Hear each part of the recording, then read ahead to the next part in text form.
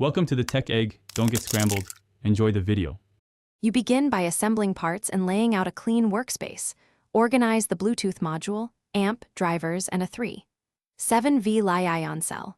First, confirm pinouts on the module, power, GND, L/R outputs, and TX/RX if needed, so you won't miswire later. Then strip and tinge short pigtails of 2832 AWG wire for signal and power connections. Once done, mount the module on a small breakout or perf board and tack the battery connector. Make sure polarity is correct to avoid damage.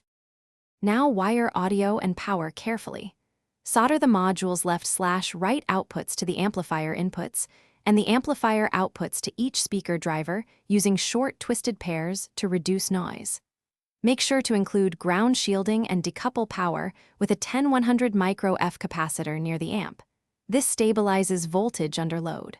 Once soldering is complete, integrate the TP4056 charging board with proper battery connections and test voltage with a multimeter. Then, craft a compact enclosure that holds components snugly while allowing driver movement. Finish by securing all components with hot glue or screws, then enter the Bluetooth module's pairing mode and connect from your phone. Play a test track to verify channels and mic functionality.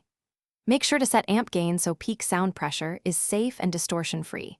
If one side is weak, recheck speaker polarity and solder joints. If you encounter problems, power down and inspect the power rails, continuity on key traces, and module status LEDs. This single troubleshooting check resolves most faults quickly.